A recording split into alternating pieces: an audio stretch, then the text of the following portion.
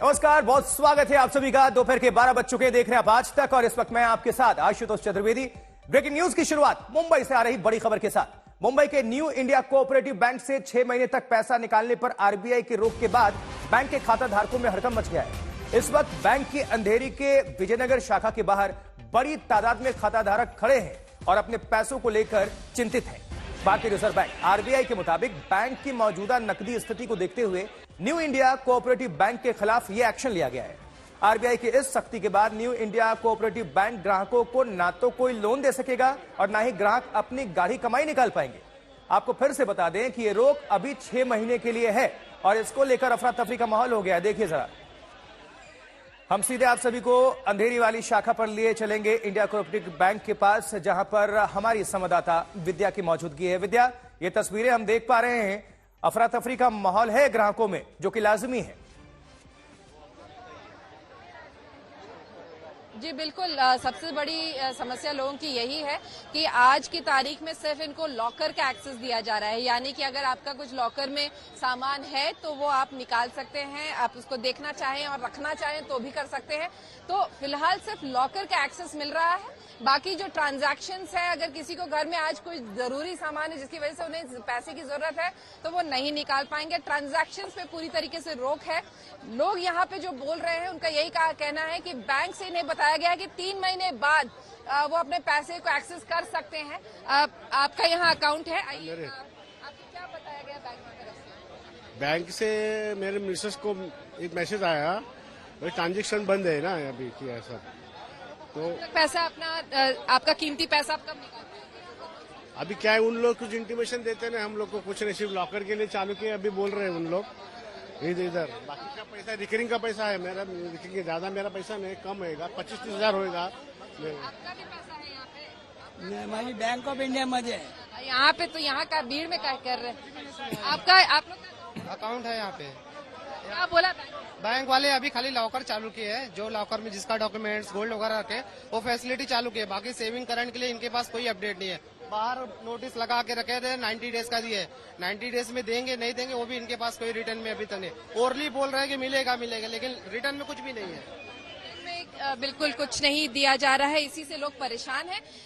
चाह रहे हैं कि जल्द से जल्द, अगर मान लीजिए कोई इमरजेंसी होती है अगले 90 डेज में, यानी कि 3 महीने में कोई समस्या आती है तो क्या करेंगे, यही एक बहुत बड़ा सवाल है लोगों के पास। लेकिन जैसा कि तकरीबन 20 ब्रांचेस तो अभी लोगों से बातचीत कर सकती हैं। हम देख पा रहे हैं आपके पीछे महिलाओं की भी उपस्थिति है, क्योंकि ये बहुत बड़ी परेशानी है।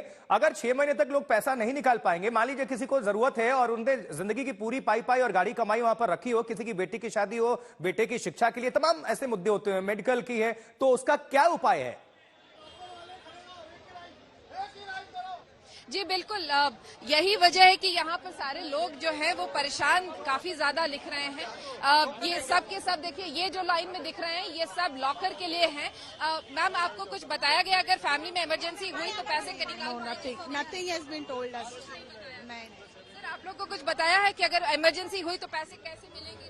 नहीं, कुछ नहीं बताया, कुछ बताया नहीं। अरे हमको तो अभी पता चला, ऊपर से नीचे देख रहे थे इतना कि गिरदी क्यों है करके, तभी पता चला, भाग के आए इधर। अच्छा, आपको पता ही नहीं था? नहीं है, अभी ऊपर कपड़े सुखा रहे तो पता चला कि इतना सब यही रहती है, सामने रहती है। तो भीड़ देखा आपने? तो आप हाँ, भीड़ देखा तभी पता चला, तो मैं भाग के आई हूँ, बाकी कुछ पता नहीं है। कुछ भी नहीं पता। आप लोग बैंक वालों को फोन ही नहीं आया। फोन तो आना चाहिए, फोन भी नहीं, मैसेज भी, मतलब कोई थोड़ी व्हाट्सएप देखता रहेगा, मोबाइल भी थोड़ी देखता रहेगा। मॉर्निंग में SMS आज रिसीव हुआ कि आरबीआई ने इस बैंक को बैन किया है ऐसा करके, अभी भी मेरे पास है।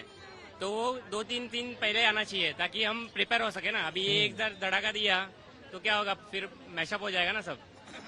ये ज्यादातर मुझे लग रहा है छोटे मतलब धारक हैं जो बहुत बड़ा अकाउंट नहीं है, लेकिन आप लोग को परेशानी। अरे छोटा या बड़ा हो, लेकिन अब पैसा तो सबके मेहनत नहीं है। छोटा अकाउंट है लेकिन हमारे लिए बड़ी चीज है, क्योंकि हमारी पूरी पूंजी जो सुनिए ना, बैंक वाले को लॉकर जो है, लॉकर वाले को लोग को बोलना चाहिए कि आपको लॉकर आगे भी ऑपरेट करने को देंगे, तो ये ऐसा भीड़ नहीं होवे ना। लेकिन आरबीआई ने बोला है ना कि 6 महीने तक आप ऑपरेट नहीं कर सकते।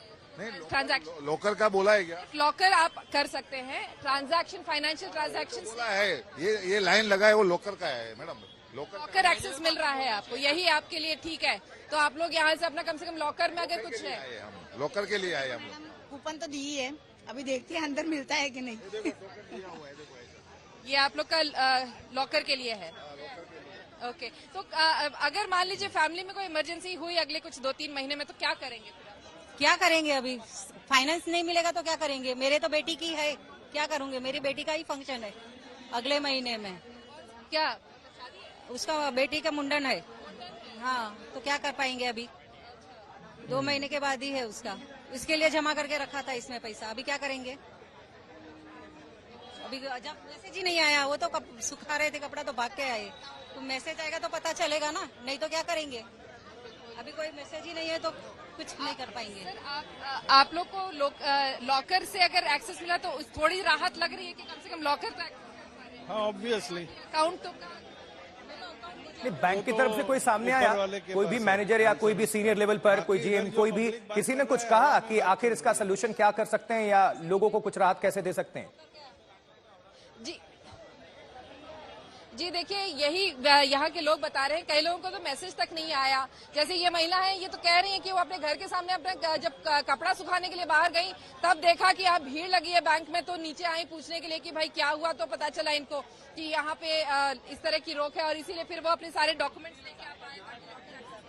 हाँ, अगर आरबीआई सर्कुलर में एक लाइन ऐड होती कि लॉकर वाले एक्सेस कर सकते हैं ना, तो क्लैरिटी बढ़ जाता था। लॉकर छोड़ के बाकी का कुछ नहीं हो रहा है, तो यहाँ पे सिर्फ लॉकर वाले ही जमा हो जाते थे। जैसा लोग कह रहे हैं कि क्लैरिटी ना आरबीआई के सर्कुलर में है, ना बैंक की तरफ से कुछ बोला जा रहा है कि आखिर देखिए यहाँ आके लोगों को पता चल रहा है कि चलो कम से कम लॉकर का हम एक्सेस कर सकते हैं, लेकिन वो भी आरबीआई के सर्कुलर में इस तरह से कुछ मेंशन नहीं है, जिसकी वजह से लोग काफी परेशान है। और जैसे महिला ने बताया कि उन्होंने तो देख लिया कि भीड़ थी बैंक के बाहर, तो इसलिए वो बस पता करने आए कहीं कि इतनी भीड़ क्यों है, तो तब उनको पता चला कि अच्छा बैंक के साथ ये समस्या हो गई है। लेकिन फिलहाल जो लोग हैं उनका यही कहना है कि लोग जो अंदर से बैंक के अंदर से जो बता रहे हैं कि तकरीबन 3 महीने के आसपास आप कोई ट्रांजैक्शन नहीं कर पाएंगे, और उसके बाद अगर आरबीआई के कोई जो गाइडलाइंस है उसमें कुछ कह लीजिए रेक्टिफिकेशन होता है, तब जरूर ये एक्सेस हो पाएगा। विद्या, आप बने रहिएगा, दोबारा आपका हम रुख करते हैं। जो दर्शक अभी जुड़े हुए हैं उनको जरा अपडेट कर दें, क्योंकि ये ब्रेकिंग न्यूज मुंबई से है। ये बड़ी खबर है क्योंकि मुंबई के न्यू इंडिया कोऑपरेटिव बैंक से 6 महीने तक पैसा निकालने पर आरबीआई की रोक के बाद बैन के बाद खाता धारकों में हड़कंप है। इस वक्त बैंक की अंधेरी के विजयनगर शाखा के बाहर बड़ी तादाद में खाता धारक खड़े हैं और अपने पैसे को लेकर चिंता में हैं। देखिए, भारतीय रिजर्व बैंक आरबीआई के मुताबिक बैंक की मौजूदा नकदी स्थिति को देखते हुए न्यू इंडिया कोऑपरेटिव बैंक के खिलाफ यह एक्शन लिया गया है। और आरबीआई की इस सख्ती के बाद न्यू इंडिया कोऑपरेटिव बैंक ग्राहकों को ना तो कोई लोन दे सकेगा और ना ही ग्राहक अपनी गाढ़ी कमाई निकाल पाएंगे। और नतीजा क्या है? ये भीड़, क्योंकि लोग परेशान हैं, जाहिर सी बात है, उनकी पूरी जमा पूंजी इस बैंक के अंदर होगी, तो वो कैसे करें, ये सबसे बड़ी चिंता। तो ये रोक आपको बता दें अभी 6 महीने के लिए बताया जा रहा है, लेकिन जो लॉकर ऑपरेट करने वाले लोग हैं वो पहुंच रहे हैं, वो लॉकर ऑपरेट कर पा रहे हैं, उनको टोकन मिला है। और विद्या हमारी संवाददाता वहां पर मौजूद हैं। विद्या, आप ज्यादा से ज्यादा लोगों से बातचीत करते रहिए ताकि कितनी परेशानी है, और ये खबर दिखाने का मकसद भी है कि कुछ शायद समाधान निकलकर सामने भी आ जाए। जी देखिए, ज्यादातर हमने यही देखा है कि जब इस तरह की समस्या होती है जहां पर नॉन परफॉर्मिंग एसेट्स जब बैंक्स के हैं, जिन्होंने जो लोन्स दिए हैं और जिस तरह से वो नॉन परफॉर्मिंग एसेट्स बन जाते हैं, तो इस तरह से जब कार्रवाई करती है आरबीआई तो बहुत ज्यादा लोगों को परेशानी होती है। आइए कुछ महिलाओं से बात करते हैं। मैम, आप लोग अकाउंट है यहाँ? हाँ। और क्या बोला गया? वो बोल रहे हैं भाई पता नहीं पैसा देंगे कि नहीं, वो भरोसा नहीं है। नहीं, हाँ, मेरे पैसा करके तो जुटा के रखते हैं हम लोग, और ऐसा नहीं देंगे तो कितने तक। क्या करती है? हम काम नहीं करते, घर से मतलब थोड़ा बहुत साग भाजी से बचा के रखते हैं ना, जो बचता था पति के वॉलेट से। हाँ। तो कितना जो पैसा है उसको लेके कुछ कितना मिलेगा, कब मिलेगा? हाँ, वो नहीं पता है मुझे। मेरा भी है, मैं तो बचा के लड़की के शादी के करने के लिए रखती है। अभी कुछ पता ही नहीं लगता क्या होगा। अभी टाइम है ना शादी में? अभी शादी करने लायक हो गई, लड़का मिल जाता मैं निकाल के शादी कर देती, मगर मिला ही नहीं, तैयार हो गई। 24 साल लड़का मिल जाता तो पैसे हाँ, देंगे। वही, हाँ वही है शादी करने के लायक लड़की एकदम तैयार हो गई, लड़का ही अच्छा नहीं मिल रहा, इसके लिए पड़ा था निकालूंगा तो घर में खर्चा हो जाएगा, इसके लिए बचा के रखी थी कि कहीं मिलेगा तो मैं शादी बना देगा लड़की के लिए। चलिए अब यही कहा जा सकता है कि लॉकर ऑपरेट करने को दे रहे हैं। अच्छा, तो हम लोग निकाल लेते कि अभी लॉकर भी जाएगा तो क्या करेंगे हम लोग। वाह, आप यहाँ लॉकर, हाँ अभी आएगी, अभी मेरे को सुबह मालूम पड़ा व्हाट्सएप पे कि ऐसा बढ़, लेकिन अभी क्या विश्वास रखने का कि नहीं, इसलिए मैं देखने को आई। अच्छा नहीं है, आरबीआई ने बोल दिया है कि आप नहीं कर सकते काम, अभी बैंकिंग ट्रांजैक्शन नहीं हो सकता है, लेकिन बैंक वाले लॉकर ऑपरेट करने दे रहे हैं आपको। अगर लॉकर से कुछ सामान निकालना तो आप निकाल सकते हैं। अच्छा, वही आपका भी अकाउंट है यहाँ पे दादा? जी जी जी। तो क्या बोल रहे हैं बैंक वाले? हम लोग क्या बोले, सेविंग के लिए अभी नहीं है, सिर्फ लॉकर के लिए हम लोग आपको क्लियर करके देते हैं। तो सेविंग के लिए आपने जमा पूंजी आपने मेरा एफडी है। जी जी। कोई बैंक में रखा? नहीं, ये बैंक में है। हमारा एक ही बैंक में डाला? नहीं, और थोड़े दूसरे बैंक में है। तो अभी काम चल जाएगा? हाँ, अभी चल जाएगा। नहीं, कोई चलिए, तो कुछ लोग हैं जो जिन्होंने दूसरे बैंकों में भी पैसे रखे हैं, जिसकी वजह से उनकी समस्या थोड़ी सी कम है, क्योंकि इमरजेंसी बहुत ज्यादा नहीं आएगी। लेकिन कुछ महिलाएं जैसे ये दोनों यहाँ खड़ी हैं, उनका यही कहना है कि उन्होंने इमरजेंसी के लिए ही, ताकि बहुत बड़ा जब बेटी का जैसी शादी अगर होगा तो उसके लिए रखा था, लेकिन अब अगर लड़का भी मिल जाए तो आपके ठीक बगल में है। ये बहुत बड़ी समस्या है इनके सामने। जी बिल्कुल, काफी सारे लोग इस वक्त यहाँ पे खड़े हैं। आइए इनसे भी बात करते हैं। दादा, आपका अकाउंट है यहाँ? हाँ। क्या बोल रहे हैं बैंक? वो बैंक वाले से ही बात चल रहा है। हाँ, अभी कितना टाइम लगेगा अपने इसमें? दूसरे बैंक में खोलो अकाउंट? दूसरे बैंक में वो बोले दूसरी बैंक में अकाउंट खोलो, अभी इसका कुछ पता नहीं कब तक होएगा। जो ऐसा सीधे बोल दिया? वो भी बैंक मैनेजर मेरा दोस्त भी है थोड़ा बहुत, तो उसने मेरे को क्लियर बोला है कि अपना कोई पेमेंट, क्योंकि मेरा पीएफ का पैसा इसी बैंक में आता है ना, मैंने जॉब छोड़ दिया एक जगह से दूसरे, तो पेमेंट इसी बैंक में आ रहा था, और कल पीएफ का रिजेक्ट दिखा रहा है कि इस इश्यू की वजह से वो पेमेंट नहीं आया। और बैंक में वो एनएफटी कर रहा था, वो भी पैसा नहीं हो रहा, बैंक में पैसा पड़ा है, और मेरे को एक पार्टी को एनएफटी करने का 50,000 का। और आपने जॉब भी छोड़ी? जॉब छोड़ी, वो तो दूसरा पकड़ लिया, लेकिन पीएफ का पेमेंट इसमें आने वाला था। यही अकाउंट ऑपरेट कर रहा हूँ मैं तो। एक ही अकाउंट है? हाँ। दूसरा अकाउंट खुलवाना पड़ेगा? अभी वो खुलवाना पड़ेगा, वो दिक्कत। कोऑपरेटिव बैंक कोऑपरेटिव का तो है, ऐसा कांड करेंगे तो फिर क्या मतलब, सेंट्रल बैंक में जाना पड़ेगा। मेरा भाई का अकाउंट उधर ही में है।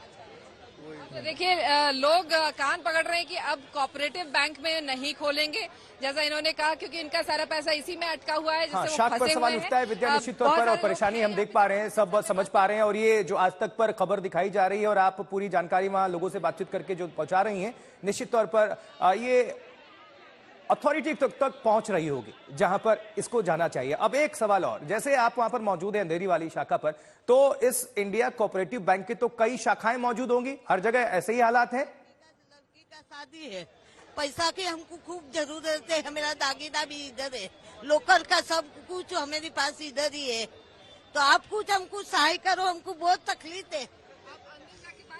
अब यहाँ खाता भी है, आज ही उसका ससुरा ऑफ हो गया है, अभी वो लोग सब मयत में है। अभी इतना तकलीफ आ गया कि हमको इधर भेज दिया कि तुम जाओ कुछ करो। अभी बहुत तकलीफ है हम लोग को, हमेरा कुछ भी सहाय करो हम लोग को। लेकिन अभी अकाउंट से आप ऑपरेट नहीं कर पाएंगे, ऐसा बैंक वाले कह रहे हैं। हाँ, बैंक वाले तो यही कह रहे हैं कि आप ऑपरेट नहीं कर पाएंगे अकाउंट अभी। गुजराती आता है, हिंदी नहीं आता। अच्छा, कोई बात नहीं। चलिए, तो लोगों की समस्याएं जरूर है, लोग अपनी मदद एक दूसरे की करने की कोशिश कर रहे हैं। जैसे ये मददगार सामने आए हैं, आप एक दूसरे को समझाने के लिए कि आखिर वो क्या कर सकते हैं और क्या नहीं।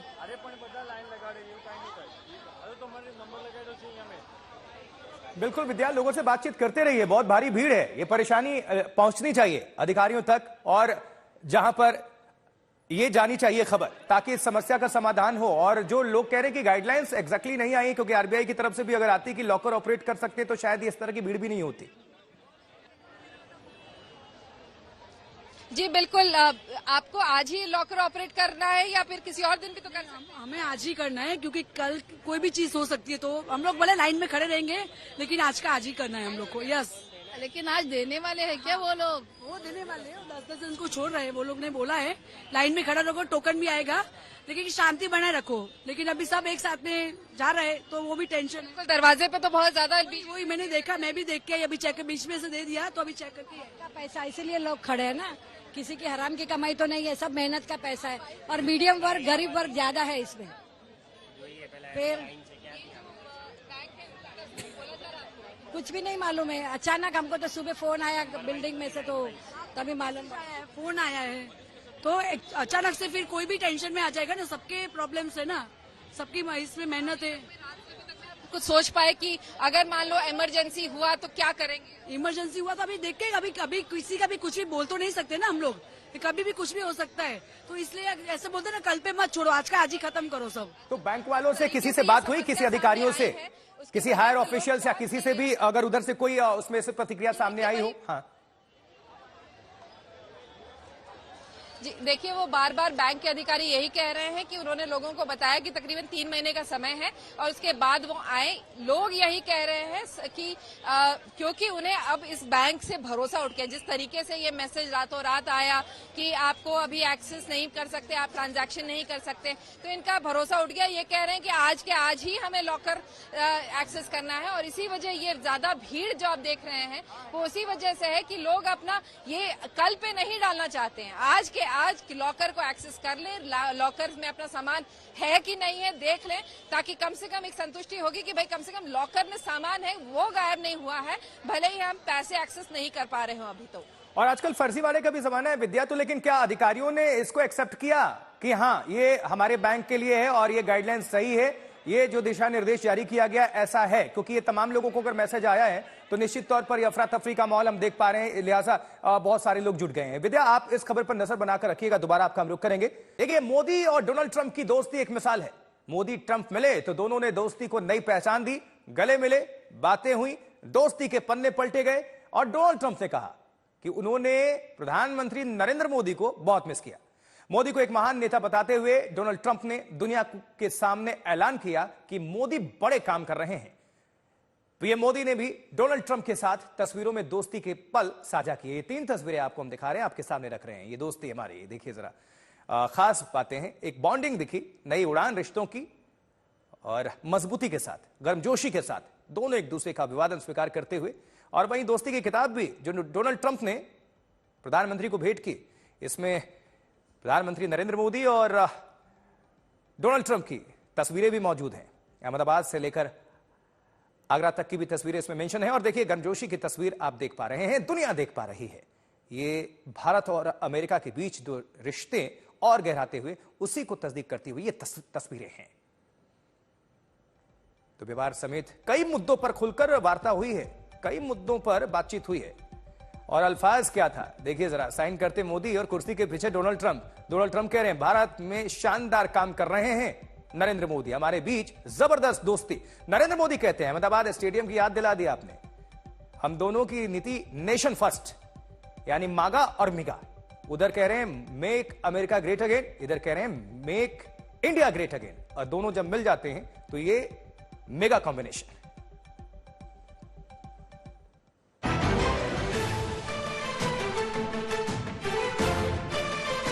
जब वाशिंगटन में मिले 2 दोस्त, जब वाशिंगटन में मिले मोदी ट्रंप,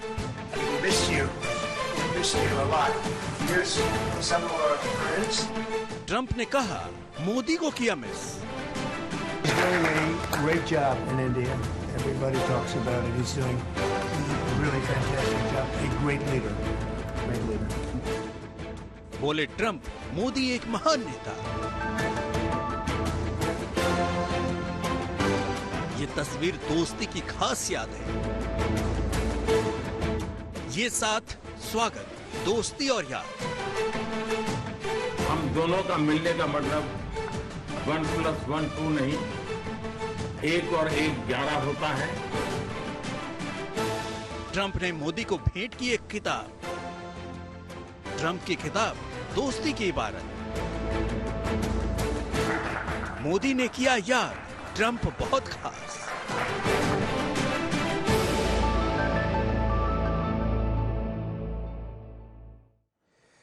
तो प्रधानमंत्री नरेंद्र मोदी के अमेरिकी दौरे पर एक बड़ी कामयाबी भारत के दुश्मनों के खिलाफ मिली है, जहां पाकिस्तान से लेकर चीन तक और तहूर राणा से लेकर खालिस्तान तक अमेरिका ने भारत को सकारात्मक सहयोग की बात कही है। और आज तक संवाददाता गीता मोहन ने जब राष्ट्रपति ट्रंप से सवाल पूछा तो उनका क्या जवाब था, सुनवाते हैं आपको, सुनिए।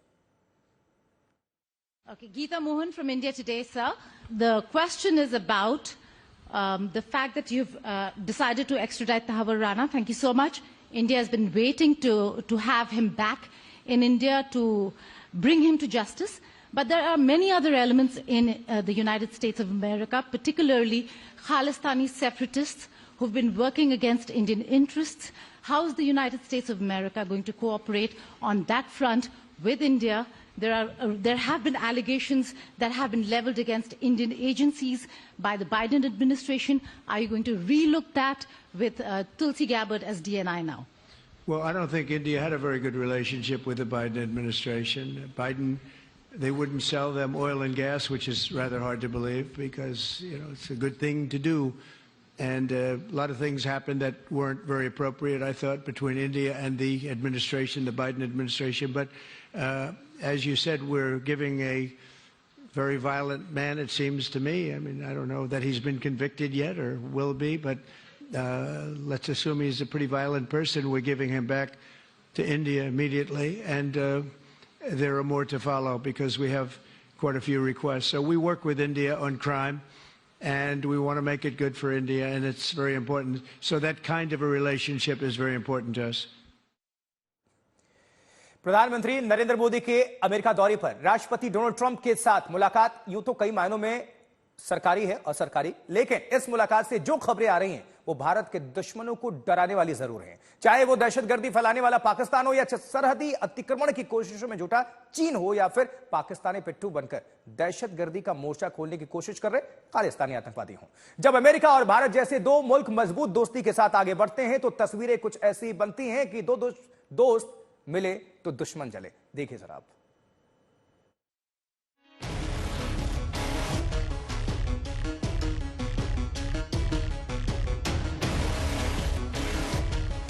एक तरफ दुनिया का सबसे ताकतवर मुल्क,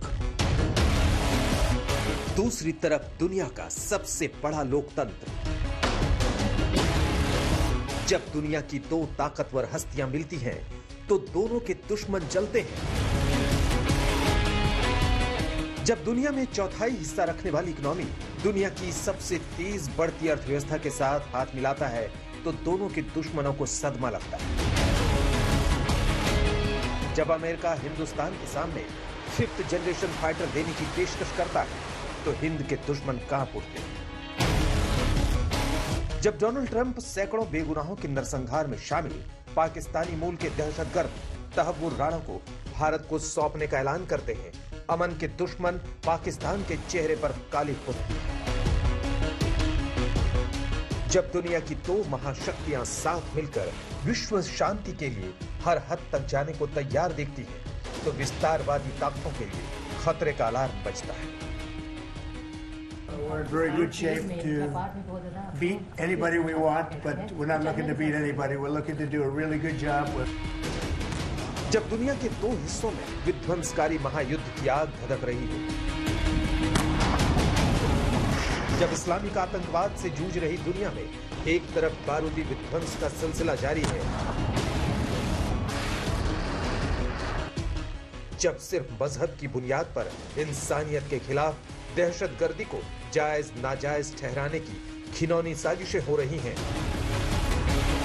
जब पूरी दुनिया में राष्ट्रवाद बनाम इस्लामिक जिहाद का मुकाबला चल रहा है, तब दुनिया में भाईचारे, अमन और तरक्की की खातिर जब दो हस्तियां हाथ मिलाती हैं तो दोस्त मिले दुश्मन जले।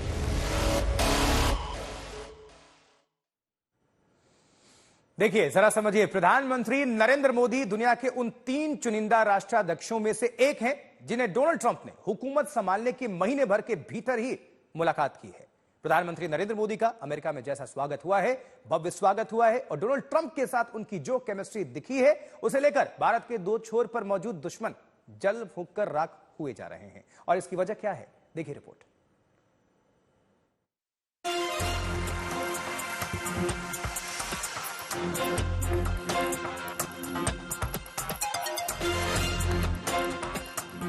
भारत के प्रधानमंत्री नरेंद्र मोदी के अमेरिका दौरे से जो तस्वीरें आ रही हैं, उसे देखकर पाकिस्तान के दहशतगर्दों के सीने पर सांप लौट रहे हैं। दुनिया का सबसे ताकतवर मुल्क आज हिंदुस्तान को जिस तरह सिर आंखों पर बैठा रहा है, ऐसे में पाकिस्तान अपनी करतूतों और किस्मत को कोस रहा है। क्योंकि पीएम मोदी के अमेरिका दौरे में यूं तो कारोबार से लेकर डिफेंस तक और चीन से लेकर पाकिस्तान तक का जिक्र आया है, मगर इस दौरे में जिन खुलासों से पाकिस्तान के होश फाख्ता हो रहे हैं, उनमें एक तो ये है कि पाकिस्तानी मूल के कनाडाई नागरिक आतंकी तहव्वुर राणा को अमेरिका ने भारत को सुपुर्द करने की घोषणा कर दी है। Geeta Mohan from India Today, sir. The question is about the fact that you've decided to extradite Tahavur Rana. Thank you so much.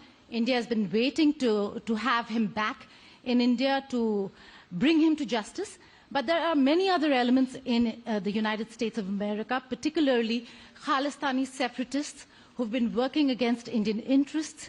How is the United States of America going to cooperate on that front with India?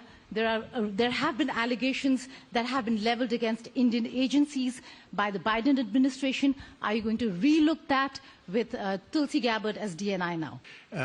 As you said, we're giving a very violent man, it seems to me. I mean, I don't know that he's been convicted yet or will be, but let's assume he's a pretty violent person. We're giving him back to India immediately, and there are more to follow because we have quite a few requests. So we work with India on crime, and we want to make it good for India, and it's very important. So that kind of a relationship is very important to us.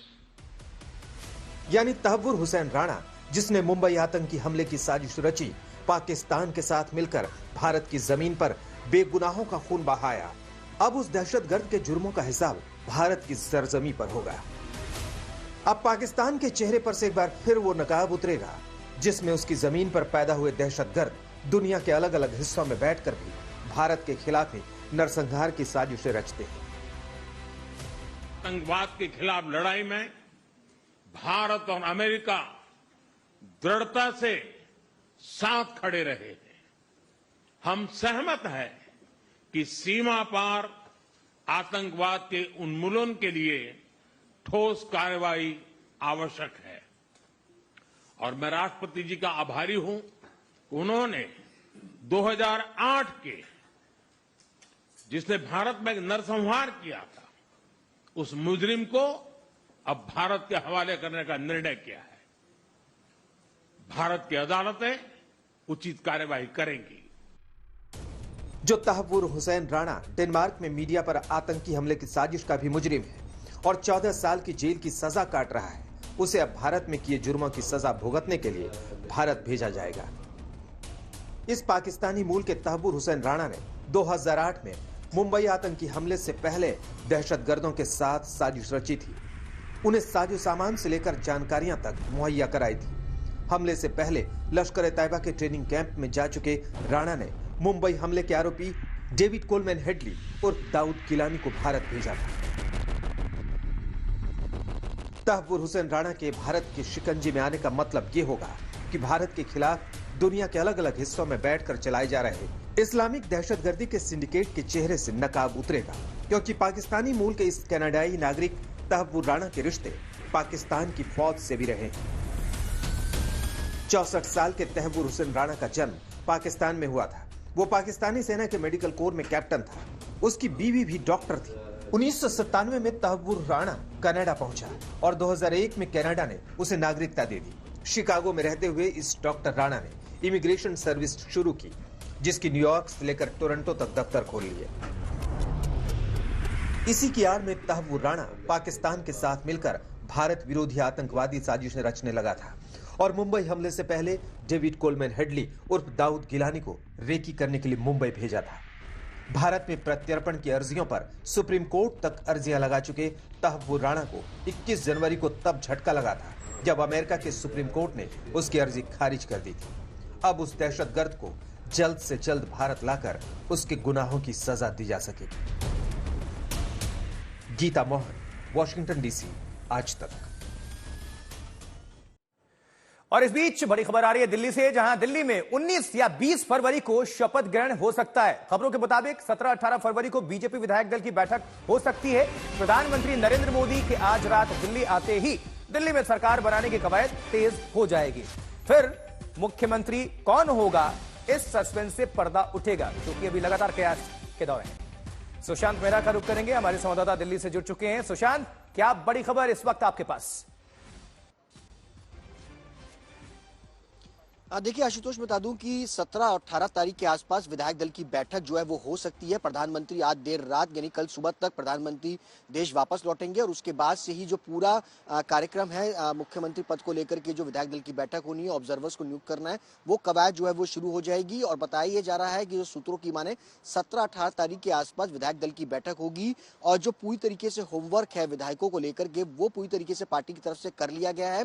48 नामों से 15 नामों की shooting जो है वो की गई है। उनमें से 9 नाम जो कि अलग अलग पोस्ट पर हैं, चाहे वो मुख्यमंत्री हो और उसके अलावा अलग अलग मंत्री पद हो, स्पीकर हो, उन तमाम नामों की जो है चर्चा जो है वो प्रधानमंत्री, गृह मंत्री और जेपी नड्डा के साथ जो है वो की जाएगी। और उसके बाद 19 और 20 तारीख के आसपास दिल्ली के अंदर शपथ ग्रहण समारोह जो है वो होगा। यानी कि अगर कहा जाए तो 20 और 19 तारीख को जो है दिल्ली को अगला नया मुख्यमंत्री जो है वो फिलहाल मिल जाएगा। सुशांत, आपका बहुत शुक्रिया इस खबर पर जानकारी पहुंचाने के लिए।